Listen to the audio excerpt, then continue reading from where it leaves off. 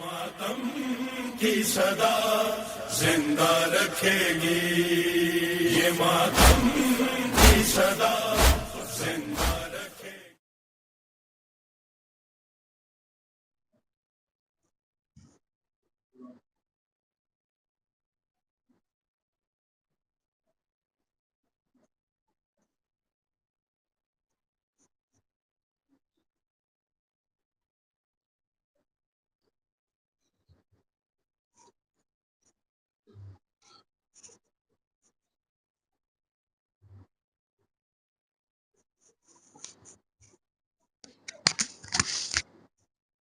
لا حول ولا قوة إلا بالله العلي العظيم. أعوذ بالله من الشيطان الرجيم. بسم الله الرحمن الرحيم. الحمد لله الذي هدانا لهذا وما كنا لنهتدي لولا أن هدانا الله. لقد جاءت رسل ربنا بالحق. الصلاة والسلام على رسول الثقلين محبوب رب المشرقين والمغربين مولانا ومولى الكونين جد الحسن والحسين سيدنا أبي القاسم محمد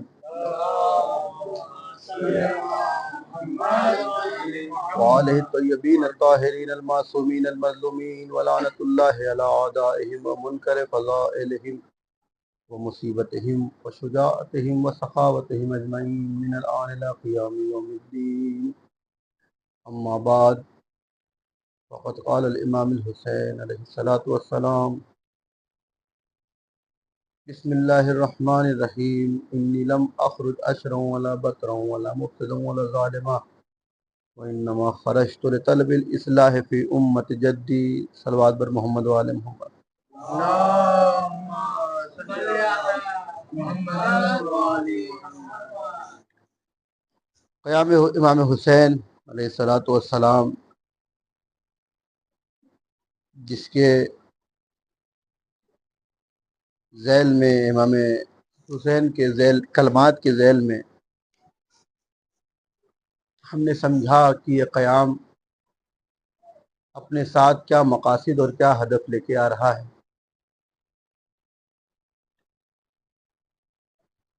اگر آپ دیکھیں، میں نے گزشتہ مجلس میں آپ کے سامنے بیان کیا کہ ساری جو چیزیں ہیں، اگر آپ سب سے جو بنیادی تعارف دیکھیے گا اس قیام کا مقصد وہ یہی ہے کہ بندہ جو ہے وہ خدا سے قریب ہو جائے اور معرفت خدا بند عالم حاصل کرے۔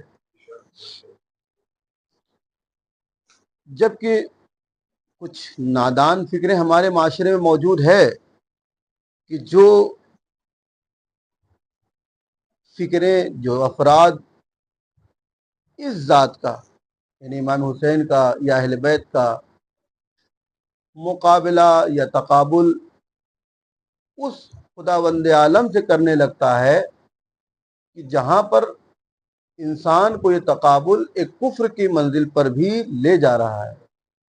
اگر نہ آپ دیکھیں، خدا کا اہل بیت کے ساتھ کوئی تقابل بنتا ہی نہیں ہے، اور یہی امام حسین بتا رہے ہیں۔ آپ پورا کربلا دیکھیے۔ مشکل یہ ہے کہ ہمارے یہاں مکتب تشیع میں جب بات ہوتی ہے تو تعلیمات اہل بیت پہ بات ہوتی ہے۔ ہمیں کوئی بات بتانا ہوگا، آپ دیکھ لیجیے گا پورے معاشرے میں کہ جب کوئی بات ہوگی تو ہم اہل بیت کی صرف بات کرتے ہیں۔ ہمارا جو یہ مکتب ہے یہاں خدا کی باتیں بہت کم ہوتی ہیں۔ یہ ہے پرابلم۔ اسی وجہ سے 2 مہینے ہیں جو ہم نے اسی مجلس سے میں نے عرض کیا تھا کہ یہ 2 مہینے وہ مہینے ہیں کہ جو خداوند عالم نے ہماری سہولت کے لیے رکھا ہے، تاکہ جو ہم بچھڑ گئے ہیں اس گروہ سے، گروپ سے، کاروان سے جو خدا کی راہ پر چل رہا ہے، اس سے جو پیچھے رہ گئے ہیں، یہ وہ مہینے ہیں کہ جو ہم کو بوسٹ کرتے ہیں کتاب سے، کہ تاکہ ہم دوبارہ وہاں سے جا کے مل لیں۔ 1 مہینہ ماہ مبارک تھا جہاں پہ ہماری ہر سانس کو جو ہے عبادت اور تسبیح قرار دیا گیا، اور ایک ہمارا یہ ایام عزا ہے کہ ذکر سید الشہداء میں جو آہ نکلے، جو آنسو نکلے، جو آہ نکلے، سب اللہ نے عبادت قرار دیا ہے۔ تو آپ نے دیکھا 2 مہینے کا تذکرہ ہے، لیکن اگر ہمارے آپ مکتب میں آ کے دیکھیے تو جو جوش، جو امنگ، جو حوصلہ، جو ہمت، جو تیاری آپ کو محرم کے لیے ملے گی وہ ماہ رمضان المبارک کے لیے نہیں ملتی، نہیں ہوتی۔ سچائی یہی ہے۔ ایسا نہیں کہ کوئی منکر ہے اس کا یا نہیں جانتا، مسئلہ یہ ہے کہ ہمارے یہاں اس کی عظمت اور فضیلت کو اس طریقے سے بیان نہیں کیا جاتا جس طریقے سے اس ایام اور ان ایام کو بیان کیا جاتا ہے۔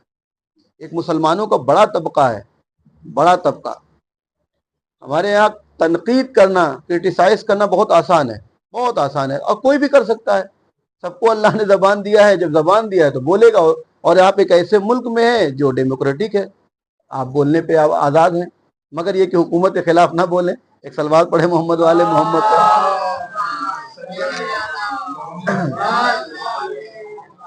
ہاں، تو فری اسپیچ آپ دیکھیں تو جو ہمارے برادران ہیں مسلمان، ان کے یہاں نماز کے ٹائمنگ کو دیکھیے۔ میں ساری گفتگو بچوں اور میرے نوجوان بھائیوں کے لیے ہے کہ سمجھیں کہ خدا کیا ہے۔ امام یہی تو بتانا چاہ رہے ہیں کہ خدا کیا ہے۔ اس کے آگے نہ کوئی طاقت ہے، نہ پاور ہے، نہ قدرت ہے۔ اگر میں نے مجلس کو جو آغاز کیا تھا 2 یا 3 دن پہلے کہ جو یہ پورا قیام ہے اس کی جو بنیاد تھی کیا، امام حسین کی نگاہ میں اللہ کی عظمت، اللہ کو عظیم جان کے یہ قیام کیا ہے۔ جو پورا کربلا قیام ہوا تھا وہ کسی دنیاوی طاقت پہ حسین نے نہیں کیا تھا کہ 18,000 خطوط آئے، اچھا طاقت مل گئی ہے تو حسین نے قیام کیا تھا۔ دنیاوی طاقت کو حسین نے گنوایا ہی نہیں اپنے قیام میں۔ یہ قیام کی جو بنیادیں تھی اس میں جو سب سے اہم بنیاد ہے وہ خدا کی عظمت اور خدا کی طاقت۔ تو ہمارے یہاں جو مسلمان برادران ہمارے ہیں، اگر آپ ان کو دیکھیں تو 5 وقت کا ان کا نماز کا ٹائم ہے۔ بچے بچے ان کے یہاں آپ کو جماعت میں نظر آئیں گے، بچے اسکول سے آتے ہیں فوراً بھاگتے ہیں، دیکھا ہے ہم نے اپنے محلوں میں، کیونکہ ان کے یہاں بتایا گیا ہے۔ ایسا نہیں کہ وہ پیدائشی کوئی جو ہے الگ جو ہے جذبہ اور ہمت لے کے آئے ہیں، ان کے یہاں وہی ایک کانسیپٹ ہے نماز کا کہ خدا ناراض نہ ہو، خدا کو راضی کرنا ہے، تو وہ اپنے اس چیز میں کیا ہے، منظم ہے، محکم ہے، ارادہ ان کا مضبوط ہے۔ لیکن ہمارے یہاں جب بچوں کی تربیت کی جاتی ہے تو بچوں کو ایک باپ جماعت میں نہیں لے کے جاتا ہے، مجلس میں ضرور لے کے جائے گا۔ مجلس اگر ہوگی تو وہاں ہاتھ پکڑ کر لے کے جائے گا کہ چلو چلو حسین کا ماتم ہے، اور بچہ آتا بھی ہے۔ لیکن جب بات جماعت کی اور نماز کی ہوتی ہے تو پھر باپ خود آ جائے، یہی بہت بڑی بات ہے۔ جب باپ خود آ جائے تو یہی بس کافی ہے، پھر انسان تھکا بھی ہوتا ہے۔ ابھی بہت سے لوگ ان مجالسوں میں جو عشرے میں ہو رہی ہے، چاہے جہاں جہاں بھی ہو رہی ہے، بہت سے لوگ ہیں جو ڈیوٹی کر کے آئیں گے، ٹریفک میں سر ان کا بیچارے کا درد ہو چکا ہے، تھک چکے ہیں، صبح سے کام کرتے ہوئے آئیں گے، لیکن تھوڑی دیر میں فریش ہو کے فوراً وہ فرش ادا پر آ جائیں گے۔ حوصلہ اور ہمت ہے۔ لیکن اگر وہی بات نماز اور جماعت کی آ جائے گی تو پھر پیر میں بھی درد ہے اور آج تھکان بھی بہت ہے، لیٹ ہے۔ میں یہ نہیں کہوں کہ نماز نہیں پڑھتے، پھر وہ ٹائم جو ہے لیتے ہیں اور پھر وہ ساری چیزیں آتی ہیں۔ وجہ کیا ہے؟ وجہ یہی ہے کہ جو بچپنا گزرا ہے اس میں ہم نے عزاداری کی عظمت اور اہمیت اور ان بچوں کو مانوس تو کر دیا، لیکن جو اصل جگہ مانوس کرنا تھا، جہاں سے یہ عزاداری کے مقصد کو سمجھتے، حسین کے قیام کو سمجھتے، وہاں سے ہم نے ان بچوں کو دور رکھا۔ وجہ یہی ہے کہ پورا ایک معاشرہ تبدیل ہوتا چلا گیا، معاشرہ سست ہوتا چلا گیا۔ خدا کی پہچان ہمارے یہاں وہ بڑی عجیب سی ہے، بڑی عجیب سی ہے۔ آپ نے غور کیا ہوگا کہ جب بات امام حسین کی آتی ہے تو ان ممبروں سے کیسے امام حسین کو بیان کیا جاتا ہے؟ ایسے بیان کیا جاتا ہے کہ سننے والے کے آنکھ سے آنسو نکل جاتا ہے۔ جناب امیر کو کیسے بیان کیا جاتا ہے کہ ایک دم ہمت آ جاتی ہے، جوش آ جاتا ہے کہ مولا کائنات کیسے با ایمان، کیسا ایمان تھا علی کا۔ لیکن جب بات خدا کی آتی ہے بھائی صاحب، تو خدا کی پہچان ہمارے یہاں ہوتی ہے کہ وہ قہار ہے، وہ جبار ہے، نماز نہ پڑھو گے تو جہنم میں ڈال دے گا، پکوڑا بنا دے گا، بھجیا بنا دے گا، اور جلتا ہوا جو ہے راڈ جو ہے کان سے نکال دے گا۔ یہ الگ الگ تعبیریں خدا کو ہم لوگ پہچانواتے ہیں، اور یہ بچپن سے سکھایا جاتا ہے کہ ارے نماز پڑھو نہیں تو گناہ ملے گی، جہنم میں ڈال دیے جاؤ گے. یہی طریقہ ہر گھر کا ہے بھائی، یہی ہے طریقہ. روزہ نہیں رکھو گے تو جہنم میں جاؤ گے، عذاب میں ڈال دیا جائے خدا. تو نتیجہ یہ ہوتا ہے کہ اب اگر کوئی روزہ رکھ بھی رہا ہے اور نماز پڑھ بھی رہا ہے تو وہ اس عبادت کی جو بنیاد اس نے بنائی ہے وہ خوف بنا دیا. شاید میں اپنی بات کو آپ تک پہنچا سکوں. شاید آپ دیکھیں اس نے خوف بنا دیا ہے. اب وہ نماز بھی اس لیے پڑھ رہا ہے کہ بھئی جہنم میں نہیں جانا ہے ہم کو. روزہ بھی اس لیے رکھ رہا ہے کہ جو ہے جہنم کا پکوڑا اور بھجیا نہیں بننا ہم کو. یہ خوف ہے، یہ خوف ہے کہ جہاں پر آپ جو ہے کر رہے ہیں. لیکن جب بات فرض ادا کی آتی ہے تو انسان بیمار بھی ہوتا ہے، تھکا بھی ہوتا ہے، ٹوٹا بھی ہوتا ہے، لیکن اپنے آپ کو فرض ادا پر لے کے آتا ہے. کیوں؟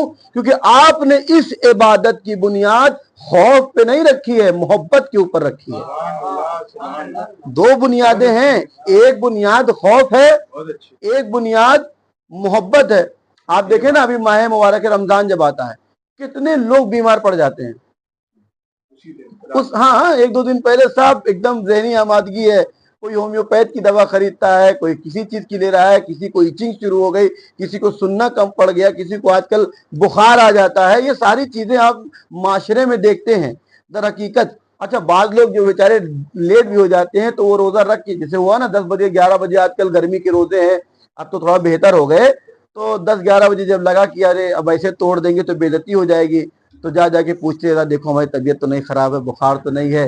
اور اگر کسی نے کہہ دیا ٹچ کر کے ہاں ہاں بدن گرم تو لگ رہی ہے، تو لو ہو گیا افطار. پھر کہ طبیعت آج ٹھیک نہیں تھی ہماری.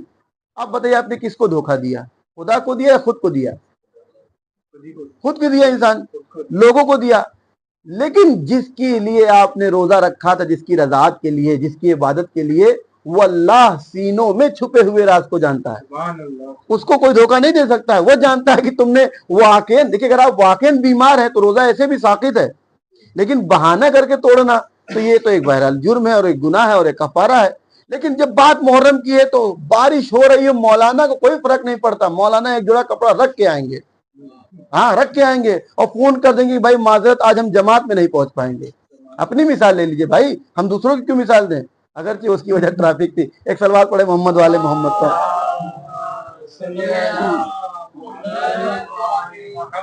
اب غور کر رہے ہیں نا، اب غور میں کیا عرض کرنا چاہ رہا ہوں. پھر بارش ہو، طوفان ہو، رانگ وے آنا ہو، کوئی فرق نہیں، مجلس میں پہنچنا ہے، مجلس سے پہنچنا ہے. تو ہم نے محبت پہ بنیاد رکھی ہے. وجہ کیا ہے؟ یہ بچے بیٹھے ہوئے ہیں، یہ ہمارے معاشرے کا، ہمارے مکتب کا جو ہے فیوچر ہے، مستقبل ہے. ایک مولوی جو ہے دفاع نہیں کرے گا دین کا فقط.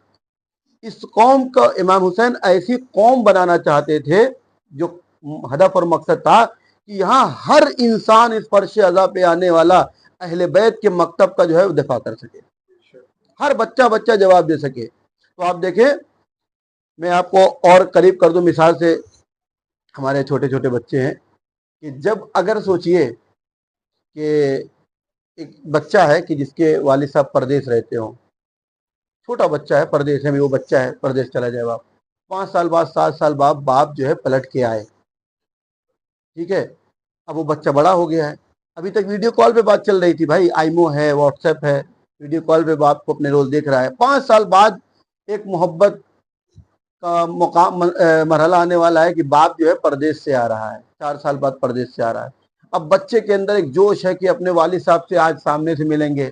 ادھر والد صاحب پورے راستے فلائٹ میں تڑپ رہے ہیں کہ آج اپنے بچے کو سینے سے لگا لیں گے. ہوتا ہے یا نہیں ہے؟ سینے سے لگا لیں گے. یہ چل ہی رہا ہے، باپ ادھر ایئرپورٹ سے نکلا گھر کے لیے ٹیکسی پکڑ کے، یہاں جو ہے پڑوس کے کسی محترم چچا نے، کسی پھپھو نے بچوں کو سمجھا دیا کہ دیکھو تمہارا باپ ہے بڑا خطرناک آدمی، بہت غصے والا ہے، شرارت مت کرنا، شرارت کرو گے تو جو ہے پیٹ دے گا، مار دے گا، اور تم کو یہ کر دے گا، بندر بنا دے گا. ساری چیزیں آپ نے بتا دیا. اب جو بچہ ابھی تک جس کے دل میں محبت کا طوفان اٹھ رہا تھا کہ باپ سے گلے لگیں گے، ملیں گے اور فرمائشیں پوری کروائیں گے، اب جیسے ہی باپ گھر میں پہنچا تو کیا ہوا؟ باپ سے وہ 10 میٹر کا فاصلہ بنا کر چل رہا ہے. باپ سے 10 میٹر کا فاصلہ بنا کر ڈسٹینس جو ہے وہ مینٹین کر کے رکھے ہوئے گھر میں، کہ کہیں ایسا نہ ہو پھپھو بتا کے گئی ہیں کہ باپ خطرناک آدمی ہے، بہت مارے گا، بہت پیٹے گا اگر شرارت ہو گئی. تو نتیجہ کیا ہوا کہ جو باپ اور بیٹے کو دوڑ کے گلے مل جانا چاہیے تھا، محبت سے گلے لگ جانا چاہیے تھا، ایک انسان کے خوف کی باتوں کی وجہ سے وہ باپ اور بیٹے اب دور دور سے نگاہیں ملا کے کام چلا رہے ہیں. تو یہ کس کی خطا ہے, باپ کی یا بچے کی؟ نہیں, وہ تیسرے آدمی کی جس نے باپ کا تعارف ہی غلط کروایا. اگر وہ یہ کرواتا کہ باپ تمہارا بہت محنتی ہے, یہ جو 5 سال پردیس میں رہا, تم لوگوں سے دور رہا, وہ تمہارے لیے رہا کہ تاکہ تم اچھے اسکول میں پڑھ سکو, تم ایک اچھی لائف جی سکو, تم ایک اچھی زندگی گزار سکو. تمہارا باپ جو صبح جاتا ہے, رات میں ڈیوٹی سے آتا ہے, وہ اس لیے جاتا ہے کہ تاکہ تمہاری زندگی بہتر ہو اور سکون سے ہو, تم اپنی زندگی میں کامیاب رہو. جب ہم اس طریقے سے ایک باپ کو بچے کے سامنے پہچنوائیں گے تو یہ بچہ بڑا ہو کے بدتمیزی نہیں کرے گا, وہ بچہ بڑا ہو کے باپ کو تنہا نہیں چھوڑے گا, کیونکہ اس نے محبت دیکھی ہے. لیکن اگر ہم اس طریقے سے پہچان کروائیں گے, اس کی برائیوں کے ذریعے سے, اس کے عیب کے ذریعے سے, اس کے خطرناک پہلوؤں کے ذریعے سے, تو پھر ایک فاصلہ ظاہر آنا ہے. ہم نے خدا کو ایسے ہی پہچنوایا ہے کہ خدا جبار ہے, خدا قہار ہے, وہ جو ہے غضب کرنے والا ہے, وہ عذاب نازل کرنے والا ہے. جبکہ ہم اہل بیت کے مرحلے میں جب آتے ہیں تو امام علی کو کہتے ہیں بہت کریم ہیں, امام حسین کو کہتے ہیں بہت صابر ہے, امام حسن کو کہتے ہیں کہ بہت صبر ہے, امام رضا کو کہتے ہیں کہ بہت راضی رہنے والے ہیں. تو ہم نے امام کا تعارف اس طریقے سے کرایا, اور ان اماموں کا جو خالق ہے اس کا تعارف کیسے کرایا. تو جب ہم نے یہ تعارف کرایا, یہ پہچان کروائی, تو ایک فاصلہ بنے گا. لہذا آپ دیکھیں نا کہ ایک صلوات پڑھے محمد والے محمد کو.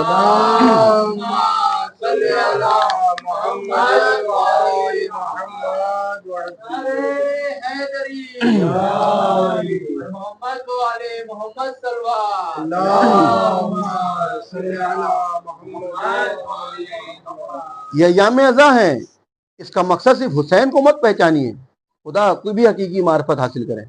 پورا سسٹم ہی یہی ہے کہ معرفت خداوند عالم ہو جائے. خداوند عالم, بھائی ہم سے اگر آپ پوچھیں گے کہ آپ کی کیا تعریف, تو ہم کہیں گے بھائی میرا نام یہ ہے اور یہ ہماری خدمات ہیں, یہاں ہم رہتے ہیں. ایک چھوٹا سا جو ہے انٹرو آپ کے سامنے پیش کر دیں گے. جب خدا سے پوچھا جائے اگر کہ خدا تو کون ہے, یا خدا یہ بتائے کہ میں کون ہوں, قرآن کی کتنی سورے ہیں؟ 114 سورے. بھائی یہ ہے کہ خدا قہار ہے, یہ حقیقت ہے کہ خدا جبار ہے, یہ حقیقت ہے کہ خدا عذاب نازل کرنے والا ہے, یہ حقیقت ہے کہ خدا جہنم میں ڈالنے والا ہے. لیکن جب وہی خدا اپنے آپ کو پہچانوا رہا ہے قرآن میں, تو ہر سورے سے پہلے کیا کہہ رہا ہے؟ بسم اللہ الرحمن الرحیم. کہ پہچانو, شروع کرو اس کے نام سے جو رحمان ہے اور رحیم بھی ہے. اللہ اکبر. آپ نے اگر دیکھا ہوگا ہر سورے کی ابتدا رحمان اور رحیم سے ہے. پروردگار تو کون ہے؟ پروردگار کہے گا کہ میں رحمان ہوں اور میں رحیم ہوں, جو تمہاری گناہوں کو معاف کر دوں گا, تمہاری گناہوں کو بخش دوں گا, تمہاری سرکشوں کو جو ہے بخش دوں گا. اس کی سب سے بڑی مثال آپ کربلا میں حور کو دیکھیے کہ یہ پورا جو واقعہ کربلا جو رونما ہوا ہے, اس کی سب سے بڑی وجہ کون تھا؟ جناب حور. اگرچہ ہم اس پہلو پہ گفتگو اب نہیں کرتے, کیونکہ حسین نے بھی حور کو شرمندہ نہیں کیا تھا, اور آج حسین کا ماننے والا بھی اس تذکرہ کر کے نہیں کرتا, لیکن ایک اشارتاً یہ پورے واقعے کا جو ہے رونما کرنے والا حور ہے, اور حور نے خود اس چیز کا اعتراف کیا. لیکن جب وہ حسین کی بارگاہ میں آیا تو ابھی جو لفظ معافی کی جملے کی تکمیل بھی نہیں ہو پائے تھے کہ حسین نے سینے سے لگا لیا تھا. یہ ہے حسین. اللہ نے اپنا تعارف رحمان اور رحیم کے ذریعے کیا ہے کہ اگر تم اس کے راہ پر چلو, اس کے عمل پر, اس کی رضاعت کے لیے اپنے عمل کو انجام دو, تو خدا تمہارے لیے رحمان ہے اور رحیم ہے. لیکن اگر ہم اس کی نافرمانیاں کریں جان بوجھ کر عمدن, تو پھر خدا قہار بھی ہے اور جبار بھی ہے. امام علی, یہ بچے ہیں بیٹھے ہوئے, ہمارے ایک جملہ کہا جاتا ہے عظمت ماں میں, کہ ماں جو ہے سب سے زیادہ محبت کرنے والی ہے, اور باپ کے لیے اس طرح کے کوئی جملات نہیں ملتے ہیں. اولاد بیٹھے ہوئے ہیں, باپ بھی بیٹھے ہوئے ہیں. دیکھیے جو ایک چیز سمجھ میں آتی ہے وہ یہ ہے کہ ایک بچہ اگر اس سے پوچھا جائے نا کہ تم زیادہ پیار باپ سے کرتے ہو یا ماں سے, تو ہر بچہ تقریباً سب بچہ وہ یہی کہے گا کہ ماں سے زیادہ محبت ہے، ماں سے۔ وجہ یہی ہے نا کہ وہ اپنے نگاہوں سے ماں کی زحمتوں کو دیکھتا ہے کہ ماں صبح اٹھ رہی ہے، دیر سے سو رہی ہے، صبح اس کے لیے، یہاں بامبے کی لائف میں اگر آپ دیکھیں، صبح اٹھ کے وہ ٹفن بھی اس کی تیار کر رہی ہے، اس کو اسکول کے لیے بھی تیار کر رہی ہے، پھر وہ آ رہی ہے سب کے لیے کھانا، ایک زحمت بھرا دن ہے پورا ماں کا۔ اور ہمارے کہا بھی جاتا ہے کہ ماؤں کی کوئی چھٹی بھی نہیں ہوتی، یعنی پوری زندگی ماں کی جتنی بھی ہے وہ زحمتوں بھری ہے۔ لہٰذا ایک بچے نے دیکھا ہے، لیکن وہی باپ جب صبح گھر سے نکلتا ہے وہ کس طرح کی ٹھوکریں کھا رہا ہے، کس طرح کی دھوپ دیکھ رہا ہے، کس طرح کی ٹریفک فیس کر رہا ہے، یعنی ایک پیسہ کمانے کے لیے، وہ بھی کس کے لیے؟ اپنے اہل و عیال کے لیے، اپنے بچوں کے لیے، وہ جو باہر ٹھوکریں کھا رہا ہے یہ ایک بچہ نہیں دیکھ رہا ہے، وہ نہیں دیکھتا۔ اور جب تک وہ اس چیز کو سمجھتا ہے تب تک باپ جیسی نعمت کو کھو دیتا ہے۔ یہ حقیقت ہے کہ جب تک وہ بچہ خود اس مرحلے پہ آیا اور وہ ٹھوکریں کھانا شروع ہوا، تب تک یا تو باپ ضعیف ہو گیا ہے یا باپ اب اس دنیا میں نہیں ہے، یہی ہوتا ہے۔ اور پھر وہ صرف ایک افسوس، ندامت اور ملامت ہی کرتا رہ جاتا ہے، کیونکہ وہ اب خود اس مرحلے میں آ گیا ہے۔ تو لہٰذا یہ دو چیزیں جو کہی جاتی ہے وہ دونوں کے برابر ہے۔ ماں اگر گھر میں زحمتیں اٹھا رہی ہے تو باپ کی زحمتیں ماں سے اگر زیادہ نہیں ہے تو کم بھی نہیں ہے۔ امام علی کو ہم کہتے ہیں کہ امام کریم ہے، یعنی اگر کرم دیکھنا ہے تو امام علی کو دیکھو۔ ایک خدا کہا جاتا ہے کہ 70 ماؤں سے زیادہ محبت کرنے والا خدا ہے، 70 ماں۔ ایک ماں کو اگر آپ دیکھ لیجئے، ایک ماں کو، تو ایک ماں کتنی رحیم ہے، کتنی مہربان ہے کہ ایک اولاد دن بھر اس کی جو ہے نافرمانی کرے، شرارت کرے، لیکن کوئی اولاد یہ بتا دے کہ ماں نے اسے بھوکا سلا دیا ہو؟ کوئی بچہ آگے کہہ دے کہ آج شرارت کی وجہ سے ماں نے بھوکا سلا دیا؟ ماں خود بھوکی رہ لے گی لیکن بچے کو بھوکا نہیں ہونے دے گی، چاہے وہ بچہ کتنا بھی شرارتی ہو، کتنا بھی نافرمان ہو۔ چلیے بچہ تو بچہ، جب یہی بچہ بڑا ہو گیا، شادی ہو گئی، اب وہ ساری باتیں صرف بیوی کی سنتا ہے، اس کے باوجود یہ ماں کی محبت کم نہیں ہوتی نظر آ رہی ہے۔ آپ کسی کو ایک بار اگنور کر دیجئے، 2 بار اگنور کر دیجئے، وہ آپ سے خود جو ہے دستبردار ہو جائے گا، لیکن ایک ماں ہے جو اپنی آخری سانس تک جو ہے اپنے بچے کے لیے زندگی گزارتی ہے، اپنے بچے کے لیے جیتی ہے۔ اس کے لیے کیا کہا جاتا ہے اس خدا کے لیے؟ کہ وہ خدا، یہ جو ایک ماں کو تم دیکھ رہے ہو، وہ خدا 70 ماؤں سے زیادہ محبت کرنے والا ہے۔ شاید اسی لیے اللہ نے ماں جیسی عظیم ہستی کو انسان کی زندگی میں رکھا تاکہ اس محبت سے اس کی محبت کا اندازہ ہو سکے۔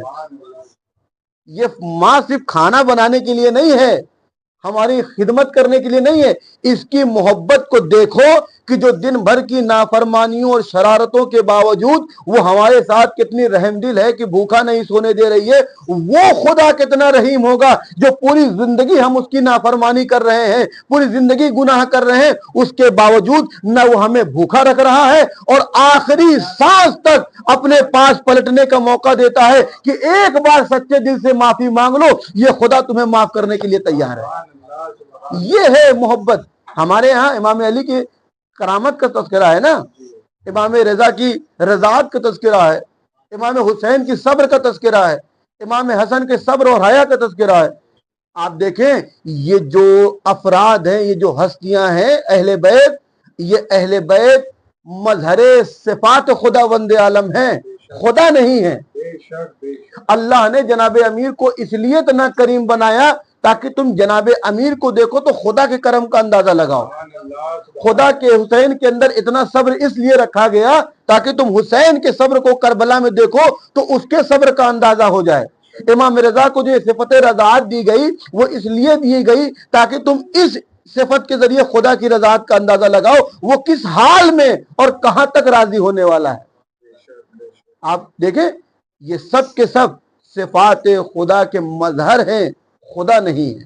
اہل بیت کے اندر یہ جو کمالات رکھے گئے، یہ جو صفات رکھے گئے، چاہے وہ جناب امیر ہو، چاہے وہ امام حسن ہو یا امام حسین ہو یا امام سجاد ہو، کوئی بھی جتنے بھی اہل بیت ہیں ان کے اندر یہ کمالات اس لیے رکھے گئے تاکہ ہم جیسے گنہگار دیکھیں کہ جب بندوں کے اندر اللہ نے یہ کمال رکھا ہے تو اس کے خالق کے اندر کتنا کمال موجود ہوگا۔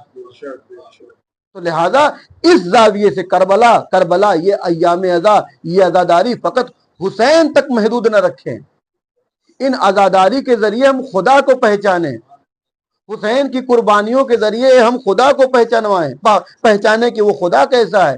یہ قربانی کس کے لیے ہوئی تھی؟ کس کے لیے؟ لوگ کہتے ہیں کہ حسین نے دین کو، اس نماز کو بچایا، نماز اس لیے پڑھو کہ حسین نے نماز کو بچایا۔ حسین نے فقط نماز نہیں بچائی تھی۔ اچھا میں آپ کو ایک مثال دے دوں، شاید آپ تھوڑا سا زیادہ ذہنی تھک چکے ہیں، ایک صلوات پڑھیں محمد والے محمد کو۔ اللهم صل على محمد وعلى محمد۔ ایک جہاں ہم اشرا پڑھ رہے تھے تو وہاں پر ایسے بچوں کی تعداد بھی بہت ہوتی تھی، تو ہر مجلس میں ہم بچوں کے لیے ایک کچھ نہ کچھ سنا دیتے تھے۔ تو بہرحال وہاں مشہور کر دیا لوگوں نے کہ مولانا بچوں والی مجلس، مطلب بچوں کے لیے ہی پڑھتے، تو بچوں کی تعداد، پھر کیا ہوا نتیجہ کہ بڑے آنا کم ہو گئے، بچوں ہی کی تعداد زیادہ ہونے لگی۔ تو بہرحال ایسا نہ ہونے پائے، صلوات پڑھے محمد والے محمد کو۔ اللهم صل على محمد وعلى محمد۔ ایک اور صلوات پڑھیے۔ حیدری یا علی محمد وعلى محمد صلوات۔ اللهم صل على محمد وعلى۔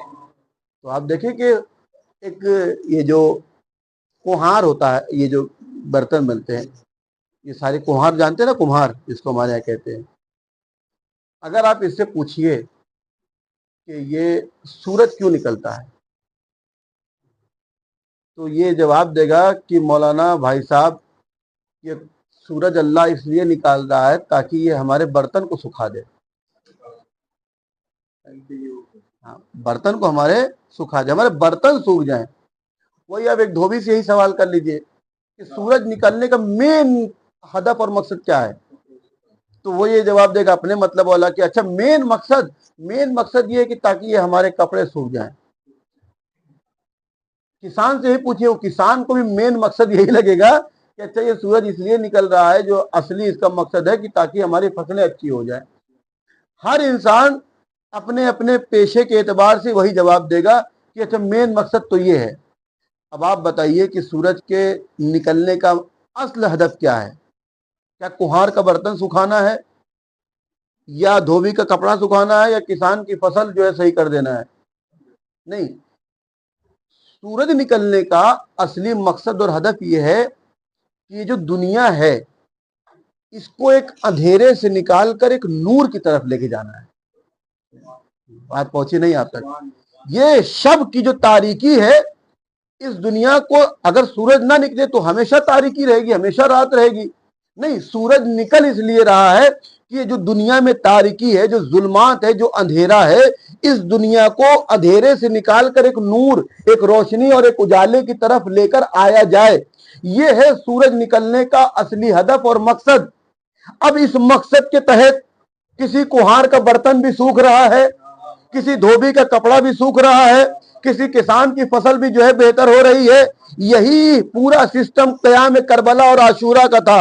حسین نے پورے اسلام کو بچایا تھا، دین محمد کو بچایا تھا۔ اب جب دین بچا تو اسلام بھی، نماز بھی بچی، ارے قرآن بھی بچا، زکوٰۃ بھی بچی، اور خمس و جہاد بھی بچا۔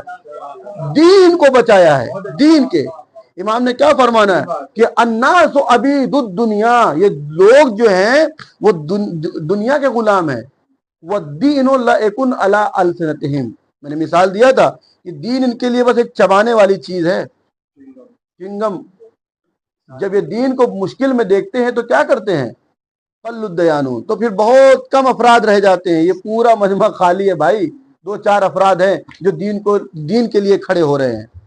تو معرفت ضروری ہے، خدا وند عالم کی معرفت اس ادا کے ذریعے، اس قیام کے ذریعے، اور اپنے وقت کے امام کی معرفت۔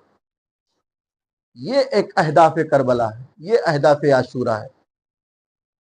اور آپ دیکھیں اسی معرفت کو اصحاب حسین نے کس طریقے سے پیش کیا ہے۔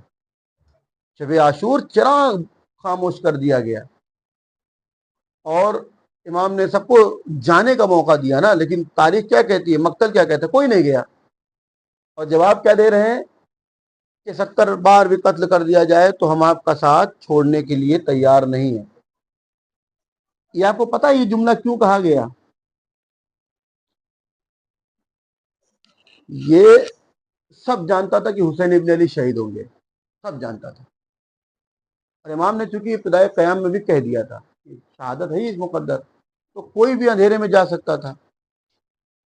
اور پھر امام کہاں زندہ ہیں کہ پوچھیں گے یا شرمندہ؟ اور امام، اچھا یہ بھی اب یہ کمال امام حسین کا، جانے والوں کے لیے بھی حسین جنت کی ضمانت لے رہے ہیں،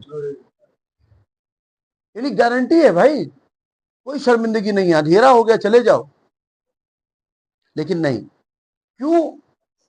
کیونکہ ان تمام لوگوں کو پتا تھا کہ یہ کربلا میں حسین کی جو اطاعت ہے یہ فقط حسین کی اطاعت نہیں ہے، یہ حقیقت میں اللہ کی اطاعت ہے۔ یہ ہر کوئی جانتا تھا، ہر کوئی جانتا تھا کہ آج جو حسین کا ساتھ چھوڑیں گے یہ فقط حسین کا ساتھ نہیں چھوڑ رہے ہیں، یہ خدا کا ساتھ چھوٹے گا۔ لہذا وہ جذبہ تھا کہ ایسی دنیا کا کیا فائدہ جس دنیا میں حسین نہ ہو، ایسی زندگی کا کیا فائدہ کہ جس زندگی میں خدا نہ ہو۔ حسین یہ ہمیں سکھاتے ہیں، حسین نے یہ درس دیا ہمیں۔ اور آپ دیکھیں آج 8 محرم ہے، معرفت کا سمندر اگر کہیں نظر آتا ہے تو جناب عباس کی ذات میں نظر آتا ہے۔ سب شہید ہو گئے تھے، سب۔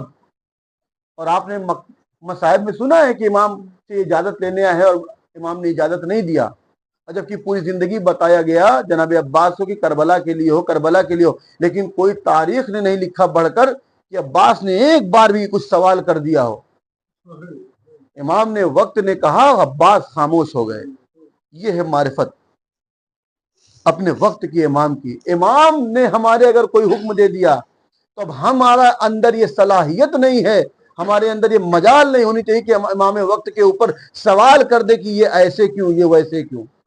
یہ ہے حقیقی معنی میں اطاعت اور معرفت۔ آپ دیکھیں ایک منزل ملتی ہے جناب عباس کے سلسلے میں کہ ایک مرتبہ امام حسین نے شب کے کسی وقت میں، شب کے کسی پہر میں جناب عباس کو آواز دیا تھا، اور جناب عباس فوراً امام حسین کی خدمت میں حاضر ہو گئے تھے۔ تو امام حسین نے کہا تھا کہ عباس، ایک دن آئے گا کہ جب آج میں تمہیں آواز دیا اور فوراً تم حاضر ہو گئے، اور ابھی تک یہی ہوا ہے کہ جب بھی میں نے تمہیں صدا دی ہے، پکارا ہے عباس، تم فوراً حاضر ہوئے ہو، لیکن ایک دن ایسا آئے گا کہ جب میں تمہیں آواز دیتا رہوں گا عباس، لیکن تم میری آواز پر لبیک نہیں کہو گے۔ جناب عباس کے لیے بہت بڑی بات ہو گئی تھی، جس نے امام حسین کو کبھی بھائی نہیں کہا، ہمیشہ آقا کہا، اس عباس کے لیے کتنی بڑی بات ہے کہ میرا اب عباس کے ذہن میں یہ خیال آنے لگا کہ آخر وہ کون سا وقت ہوگا کہ جب میرا آقا مجھے آواز دے گا اور میں عباس حسین کی آواز پر لبیک نہیں کہوں۔ اب جو بیان کرتے ہیں نا لوگ کہ جناب عباس نے اس دن کے بعد سے سونا چھوڑ دیا تھا، کہیں ایسا نہ ہو کہ میں سو رہا ہوں اور میرا امام مجھے آواز دے۔ یہ کربلا کے ایام ہے، میرا یہ کہنے لگے کہ عباس، جناب عباس نے سونا چھوڑ دیا۔ 7 شب ایسی تقریباً گزر گئی کہ جہاں پر جناب عباس نے سویا نہیں، اور بتاتے ہیں کہ آنکھوں میں نہ سونے کی وجہ سے لال ڈیوڑیاں پڑ گئی تھی۔ جب اس حالت کو جناب زینب نے دیکھا ہے تو بھائی جناب زینب کے رشتے کو اور عباس کے رشتے کو بس ایک جملے میں سمجھ لیں کہ جناب زینب عباس کی فقط بہن نہیں ہے، ایک ماں کی طرح عباس کو جناب زینب نے پالا ہے۔ کربلا میں 57 یا 58 سال کی جناب زینب ہیں، اور 32 یا 38 سال کی جو عمر ملتی ہے وہ جناب عباس کی ملتی ہے۔ ایک ماں کی طرح جناب زینب نے پالا ہے عباس کو۔ اب زینب فقط بہن نہیں ہے، ایک ماں کا کردار ہے۔ اللہ اکبر۔ جناب زینب نے دیکھا، پوچھا، اے ابا بھیا عباس، آخر یہ آنکھوں میں یہ تم نے کیا حال بنا رکھا ہے؟ فرماتے ہیں کہ بی بی، میرے آقا نے مجھ سے کہا ہے کہ عباس، میں ایک وقت تمہیں آواز دیتا رہوں گا لیکن تم میری آواز پر لبیک نہ کہو گے۔ جناب زینب نے عباس کا ہاتھ کو پکڑا اور لے کر آئے حسین کی خدمت میں۔ کہتی ہے بھیا تم نے عباس سے ایسا کیا کہہ دیا کہ آخر وہ کون سا لمحہ ہوگا کہ عباس نے سونا چھوڑ دیا ہے؟ ایک مرتبہ حسین رو کر کہتے عباس ارے وہ وقت تمہاری زندگی میں نہ ہوگا جب فرات کے کنارے تم سو رہے ہوگے شہید ہو کر، میں آواز دوں گا اے عباس آؤ حسین کو دیکھو، علی اکبر آؤ حسین کو سوار کرو، لیکن کوئی نہ ہوگا جو آ کر حسین کو سوار کرے گا۔ اللہ اکبر، اللہ اکبر۔ خدا کسی کو غم نہ دے جو مصیبت حسین نے دیکھی ہے، کوئی غم نہ ملے سوائے غم سید الشہداء کے۔ میں نے کل ایک روایت پڑھی تھی جناب زینب سے کہ بازوؤں کو جناب امیر نے دیکھا تھا اور کہا تھا نا کہ بازوؤں میں رسن باندھی جائے گی، اور رخصتی کے وقت جناب عباس سے جناب زینب نے کیا کہا تھا؟ عباس تم آج جا رہے ہو، اب زینب کو یقین ہے کہ میرے بازوؤں میں رسن باندھی جائے گی۔ اب زینب کو یقین تو تب بھی تھا کہ جب میرے مولا نے کہا تھا، لیکن اب زینب کو یہ یقین ہو گیا کہ اب بہت وقت قریب ہے جبکہ میرے بازوؤں میں ریسمان باندھی جائے گی، ارے رسیاں باندھی جائے گی، زینب کو اس طریقے سے لایا جائے گا۔ اللہ اکبر۔ لو عباس کی شہادت ہو گئی، عباس کی شہادت ہو گئی، واقع کربلا بھی ہو گیا۔ جب یہ لوگ اسیران حرم، اہل حرم کا قافلہ جب اس قید خانے میں پہنچا ہے، جب دربار میں پہنچا ہے، اور روایت نے لکھا کہ ایک ایک شہداء کے جو سر آئے ہیں، کبھی اون محمد کا سر آیا، کبھی قاسم کا سر آیا، کبھی علی اکبر کا سر آیا۔ جیسے ہی علی اکبر کا سر آیا ام لیلہ خاک سے اٹھی اور علی اکبر کے سر کو اپنے ہاتھوں میں لے لیا۔ ارے قاسم کا سر آیا، ام فروہ آگے بڑھ کر قاسم کے سر کو لے رہی ہیں۔ رباب کے اصغر کا سر آیا، رباب آگے بڑھ گئی۔ تمام سروں کو کوئی نہ کوئی بڑھ کر لے رہا ہے۔ ایک خاتون تھی جو خاک پر بیٹھ کر تمام سروں کو آتے ہوئے دیکھ رہی تھی۔ ارے روایت نے لکھا کہ جیسے ہی سر عباس تشت میں لایا گیا، سر عباس کو جیسے ہی تشت میں لایا، اب یہ جو خاتون زمین پر بیٹھی تھی نا، یہ خاتون نے سر عباس کو جیسے ہی دیکھا، یہ خاتون زمین سے کھڑی ہو گئی۔ سر عباس کو اور قریب لایا گیا، یہ زینب، یہ خاتون سر عباس کے اور قریب بڑھنے لگی۔ اب جو مقتل کے جو جملے ہیں نا وہ بڑے قیامت ہیں۔ کہتے ہیں جیسے ہی جب تک سر عباس تشت کے اوپر رکھا ہوا تھا، عباس کی آنکھیں کھلی ہوئی تھی، عباس کی آنکھیں کھلی ہوئی تھی، لیکن جیسے ہی زینب نے آگے بڑھ کر ارے عباس کے سر کو اٹھایا ہے، عباس نے آنکھیں بند کر لیا۔ ایک مرتبہ زینب کہتی ہے عباس ارے آنکھیں کھول، زینب اپنے بازوؤں کے نشان نہ دکھائے گی، عباس آنکھیں کھول، زینب اپنے سفید بال نہ دکھائے گی، عباس ارے آنکھیں کھول، زینب تجھے اپنی جھکی ہوئی کمر۔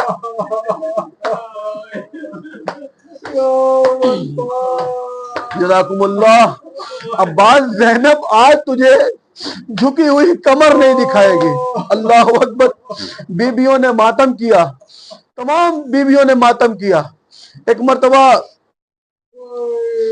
ایک بیمار امام آگے بڑھا، پھوپھی اماں لائیں میرے چچا عباس کا سر مجھے دے دیں۔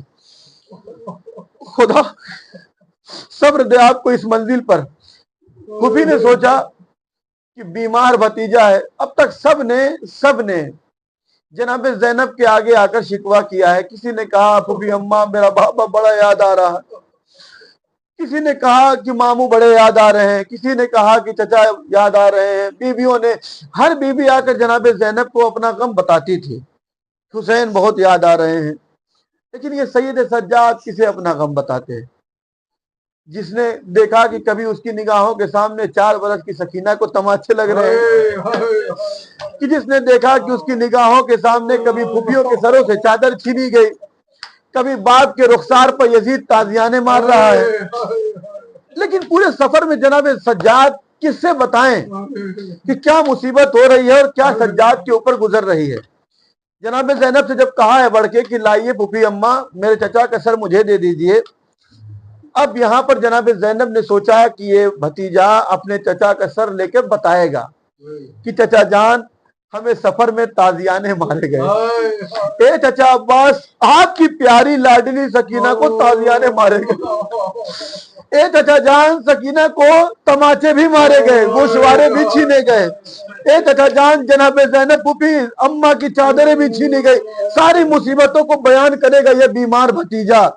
لیکن جو مقتل تاریخ نے لکھا کہ سید سجاد نے سر لیا ہے, سید لینے کے بعد عباس سے یہ نہیں کہا کہ اے چچا سکینہ کو تازیانے لگے, سکینہ کو تماچے لگے, زینب کی چادریں چھینی گئی. نہیں نہیں نہیں, کچھ بھی بیان نہیں کیا, بلکہ سر عباس کو لے کر زندان کے ایک نشیب میں جا کر ایک ننھی سی قبر پر رکھ دیا.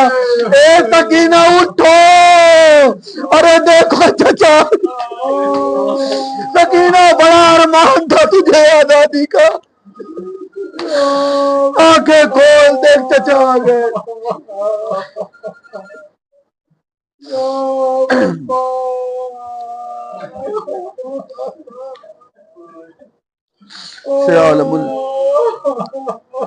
سيعلم الذين ظلموا أي منقلب ينقلبون. ربنا تقبل منا إنك أنت السميع العليم. پروردگار ہماری اس مختصر سی عبادت کو قبول فرما. معبود ہم میں جہاں کے بھی شیعان حیدر کرار ہیں سب کی جان مال عزت و آبرو کی حفاظت فرما. پروردگار ہمیں جو بھی بے اولاد ہیں اس غم کا واسطہ, ان آنسوؤں کا واسطہ, انہیں جلد از جلد اولاد نرینہ عنایت فرما. پروردگار ہم میں جو بھی مریض ہیں یا ہمارے یہاں جو بھی فرش عذاب بیٹھے ہیں ان کے کوئی بھی عزیز و قارب مریض ہے سب کو جلد از جلد شفاء کاملہ و عاجلہ عنایت فرما. پروردگار یہ قوم بے والی و وارث ہے, ان آنسوؤں کے صدقے میں, ان آنسوؤں کا واسطہ کہ اس قوم کے وارث حقیقی کے ظہور میں تعجیل فرما اور ہم کو ان کے آوان و انصار میں شمار فرما. ماتم یہ ماتم کی صدا زندہ رکھے گی, یہ ماتم کی صدا